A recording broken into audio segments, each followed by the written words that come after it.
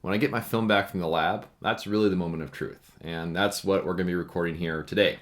So I got my light table here, got a camera positioned overhead so you'll see it as I see it.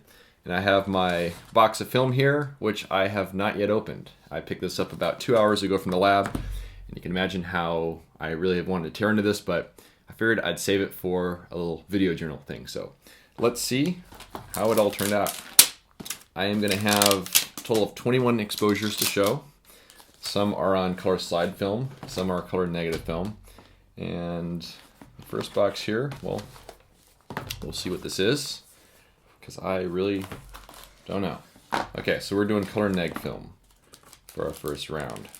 So this right here it's really the moment of truth. So tear into the seal here. I'm going to go through these one by one and see how it all is. So my first exposure, this was back in the Narrows, and this was taking, I don't know, I think this was Portrait 160. There's a lot of movement here with the trees, which is basically what I knew was going to happen, but we'll see how that turns out when I actually have it on the computer. Exposure looks pretty good. Got good details in the shadows and the highlights, but you never really can tell until you get it on the scanner. This is from Coyote Gulch, and it's kind of hard to tell here, but these trees are a little past prime. You can see these ones back here have a lot more color to them, but on this one I have a composition where the water is kind of flowing across the frame. Exposure looks to be pretty good on this one, so I'm really anxious to see how that looks like when I go ahead and get it on the computer. Next one. This is another exposure from that same scene as the first one. Again, we're going to have a lot of movement here with the trees. Looks to be a pretty exposure, a little dark in some areas. Composition looks to be pretty decent though. So again, I'm getting really curious to see how that one turns out once I get it going. And another one. This one's actually better than the others. So we got the same area here. I actually left some flash flood debris there. I didn't clean the scene up too much. We still have some movement on the trees, but that one's actually pretty decent. And exposure looks to be pretty good from about as far as I can tell. So that's pretty good. I think I shot 2 shots on Ektar and then one on Portra. I have to look at the notch because I don't recall which one this is, but it doesn't actually say it on the film. Yeah, this is what I was afraid of. Now, there was a moment when I was taking pictures on the trip where I realized that there was an issue because I went to unload my film holders, and and one of the shots, or one of the sides of the film holder, shows that it had been shot and the other didn't. And there's 2 possible solutions, or 2 possible scenarios here. First is that I only shot 1 sheet of film when I thought I shot 2. The second is that I double exposed a sheet. That's exactly what's going on here. Maybe this will be cool, but I think it's probably going to be a waste of money. So that's not good. This is interesting. This is my first attempt at shooting a sunstar through a tree, and this was one of those last minute shots, and it's a shot I had been kind of envisioning for quite some time, where you got the rugged cliffs receding back there into the background, you got the trees going on there, and this one the metering was a little tricky, but it looks like I have good tonality all the way through. It's a little chaotic for the exposure, but I am getting a sunstar, which is pretty neat, so that's kind of cool.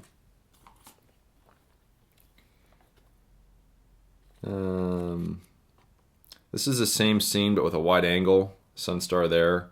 We're really getting dark there on those cliffs, so that one might not look so good when I get it on the computer, but I tried both horizontal and vertical to see how it turned out.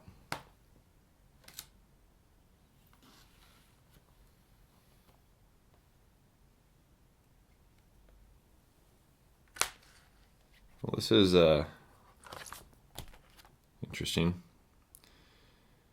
Looks like the lab had bit of an issue there. And other than the little label saying C41 crashed, lost this sheet, other than that, they didn't really give me a heads up, and that's not too cool. This is the demon shot. And it looks like a demon clawed at it, so that's not good. I think I only took one exposure of this, but we'll see when I get on the computer if it had any validity. This is the scene with the big glow in the background, and exposure looks to be pretty good. I'm definitely going to get pretty bright up top, but I'm holding detail in the dark area there. So that one looks to be pretty good. It's a normal lens, so it's kind of a straightforward composition. I shot doubles on this one. Probably should have shot doubles on that shot a couple shots back. But that all is looking pretty good. The leaves are all nicely frozen, which is good. So, but nothing outside the ordinary. This is a cool scene. This is one of those glows that I saw when I was hiking through the Narrows. I'd seen it before, but I hadn't tried to shoot it before. But my exposure looks to be pretty good on this. There are some really dark areas, but I'm holding some detail. And the really bright area back there should be pretty good. But all the water kind of shoots in there and then goes around to the glow back there, so that might be pretty good. Seems to be pretty sharp. There's some movement in the tree back there, but that's all right. So that's a C41. Actually, it's two bad surprises. E6. Now this one is more critical on exposure. So if my exposure isn't spot on, I'm going to notice it a lot more here.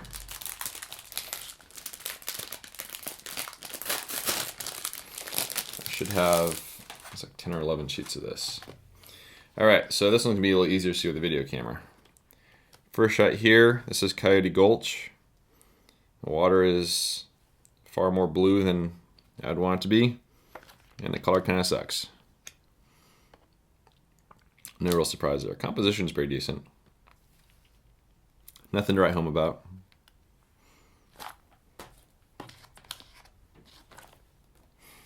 This is a second shot I took just to make sure that if one of them gets jacked up, the other one's fine. And they're looking a little dark in the shadows. It's basically the same exposure, but again, we're past fall color. So that one kind of sucks. This is cool. Now, this is a shot I found in the river where you got the rock there and then the water flowing around it. And this was on Velvia. And here I took two exposures. One was 1 second, the other one was a half second. So we get some cool texture going on in there. But that appears to be a pretty good exposure. I just mirrored off the water there. So that's pretty solid. I'll have another one of those. Here it is. I'd have to really look at them up close to see which exposure is which, but this is just the other exposure, whether, you know, one of them was 1 second, one of them was a half second. But not bad. It's kind of a zen-like shot. Here's one of the maple groves I shot backlit. And I was intending to go panoramic on this one because that branch right there was kind of sticking out there. And it appears to be all right. Sometimes pictures like this are a little more subtle when I look at them at first, but then they grow on me. But definitely a lot of chaos there, but I'll have to put that on the computer and see how that looks if I go panoramic on that one. Looks like I took a second exposure of the same scene. Pretty much identical. I don't really see any wind movement, so that's good. I'll have to sit on that one for a while. This was a pretty chaotic scene of the maples there, and a little dark on the trunk there, but overall pretty decent. But yeah, it's all right. It's not really the style I usually go for, but there's a lot of color there, so I felt like I really wanted to shoot that one. this is what we'll call underexposed. Do not know what I was thinking there. I probably use the incident meter, and sometimes the incident meter gets issues. I took the second exposure there because I did realize that was going to be a problem. But yeah, that's like probably a stop or so underexposed. Here's that same scene as I saw in the color negative film. And it's alright, but we are really going very blue there on the water. And that's something that maybe the color negative film is going to do better with. It's alright. It's not really groundbreaking. And the same one with a slightly brighter exposure. I think when I did the first exposure, I had some issues where I didn't account for the polarizer. And I realized it partway through, but this one I exposed brighter, which is good. And that's it. This is my, well, I should say this is my sort of usual reaction when I see the film. There's a few in there that are okay, but by and large, most of them I look at, it's not really what I was expecting.